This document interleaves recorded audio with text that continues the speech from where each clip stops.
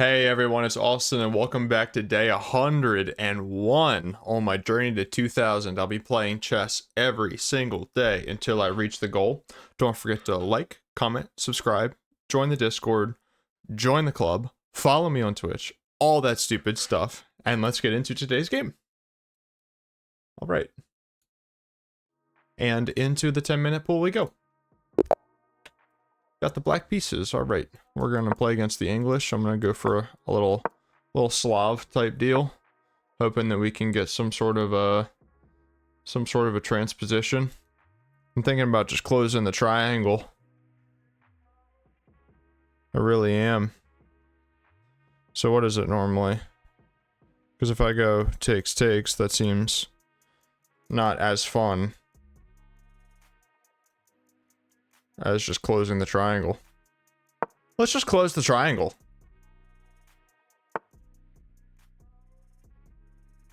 Yeah, this is looking pretty semi-Slavy. Heck yeah. Now we're talking. Now we're getting into something that I'm more familiar with. Alright, so I think technically the move here is to go here, wait for him to move the light square bishop, and then take. Okay. So I think my dark square bishop is supposed to get up here. So let's go ahead and do that. Whoa.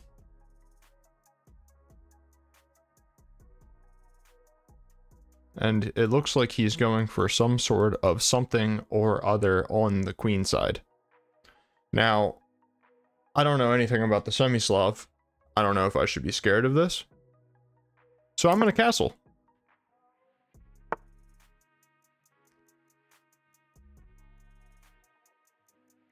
Now, he is really waiting quite a long time to move that light square bishop. So what I think in the meantime is, if he goes here, I want to be prepared to counter-strike with e5. So let's put my rook on e8 to kind of think about that ahead of time. Alright, now he's finally done it. So now let's take. And I feel proud of myself. I've forced him to lose a tempo. So now I think I want to go here and fianchetto my bishop. Or do I go here? Probably not that. That seems a little bit short-sighted.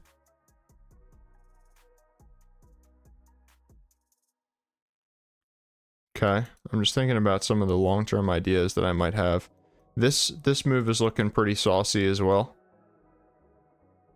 Just kind of, I don't know, I'm kind of just like struggling my way through the position. You guys know how it goes.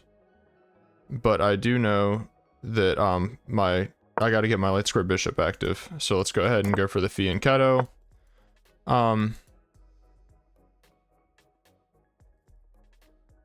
So if I go, okay.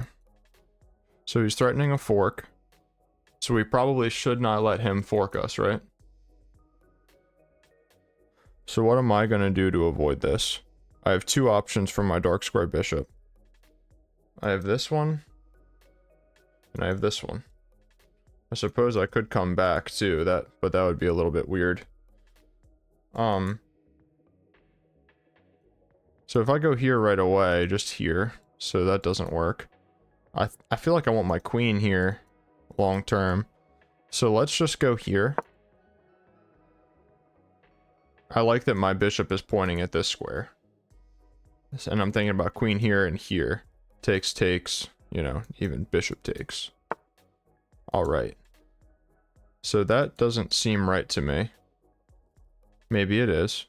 I'm thinking that e takes is definitely necessary to get the rook opened, at least as a starting point. And now from here, I think that I can go here. But I think I've misplayed this to an extent. Let's just go ahead and take. See what, you know, like what's his worst here. Alright, he's gonna give up his light square bishop. Not sure I completely agree with that. So let's go ahead and take. And now let's go here.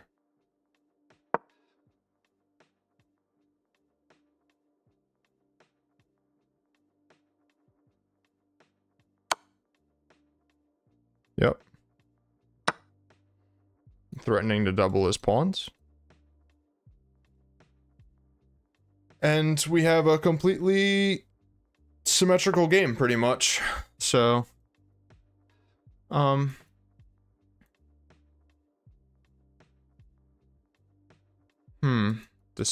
decisions. I wish I had something fancy here, but I don't feel like I do. So I'm thinking about just this. I'm also thinking about just this. And if takes, recaptures. So that might be a good idea for me.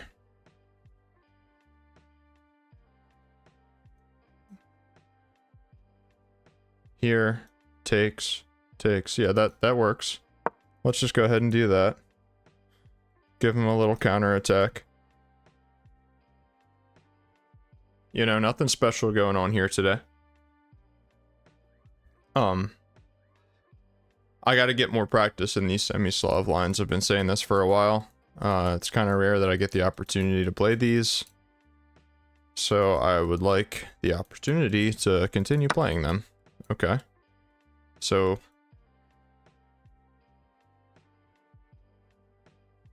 doesn't that hang a queen? I don't have to take with my rook. I can take with my queen, right?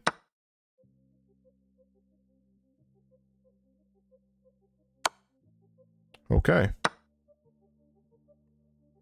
So I'm up a queen for rook, and he resigns. All right. Hey, you know, it feels good to not be the one blundering for a change. I'm not gonna lie to you. Okay, so this is all book. Good. So what... I'm in the openings explorer now. Bishop d3 is the most played move here for white, in which case black can castle, or they can take... started the woodpecker method. Alright, chess player. Let's find out what the woodpecker method is. Shout out the Discord. Yeah, so the moves here pretty much are to castle or to take the pawn. Taking the pawn first seems like it scores better for white. It's a chess book. Okay. The woodpecker method is a chess book. Yeah, I have so many chess books that I haven't even started reading. So if takes,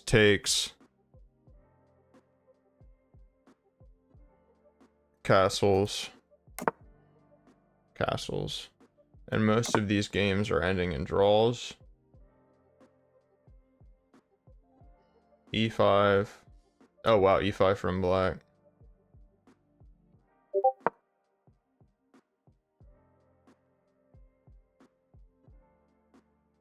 E5, E4.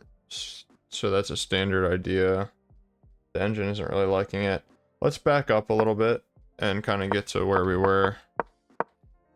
Okay, so this was a divergence. Bishop d3, like I said, is the best.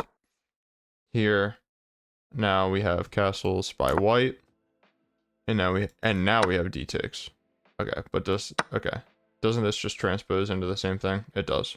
Okay, so generally the way that I played this was pretty good. I'm just gonna run through, but I guess e5 is a move that I should be playing. I think in this position I probably would have played something like this. There's no games in the database and it's +1 here, so that's not what the people want. E5 definitely needs to be something I kind of burn into my mind, I think. E4 is a classic move here for white, I know that. Queen e7, reinforcing the pawn. Pinning. E takes, and we're like in completely drawn territory at this point. Okay. So let's just go through the analysis one time. So if you guys were wondering on the game review side of things, I played a 94% game. I had only 3 inaccuracies, which is a lot better than normal. I'm not going to tell you the rating that chess.com thinks that I am, because this game wasn't special. I didn't do anything special. So the engine is kind of screaming for e5. Okay, I thought that b5 was kind of a thematic move, but I couldn't remember. I'll have to analyze this one a little bit closer with my coach. Bishop b7 was the best move. That makes me feel good. Taking, taking, taking, going here. Definitely felt nice. And I didn't do anything crazy here. I just gave him the opportunity to screw up. Technically, it's only a good move, and it's plus 0.4 here. Obviously, this is a blunder. And, you know, in this position... Oh, you know what? Yeah, not even recapturing, just taking this first is best. G takes. G takes. Symmetry of the pawns. Only difference is I have a queen, he has a rook. Wild.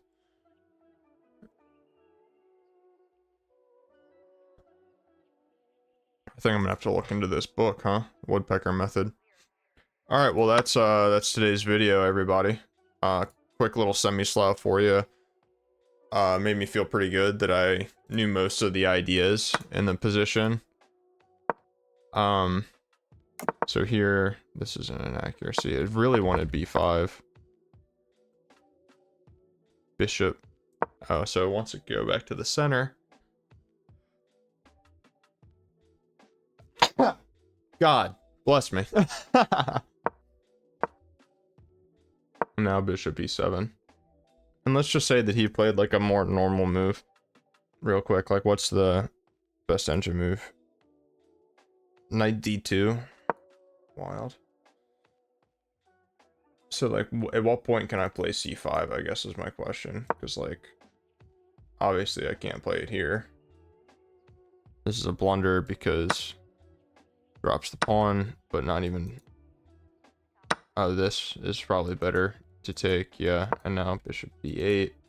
And I'm just completely busted. So what I would want to do is go for this kind of an idea instead. Wow, really? And then rook takes. h3. Wow.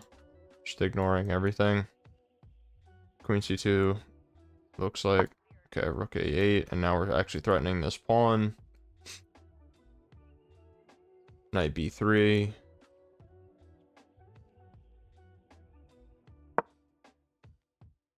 Doesn't let the rook get settled there. I would probably rock it back to here. No, it wants a7. Renewing the threat. Okay, and this is just a completely equal game. So out of all the semi-Slav games that I've gotten, this has been, I would say like the least tactical, which is always good for me. I just do better in more positional types of positions, for sure. But anyway, yeah, if you guys made it this far in the video, thank you very much. I always like to say that at the end, and, yeah, make sure to click all the links, do all the stuff. Appreciate your support as always, and I'll see you tomorrow.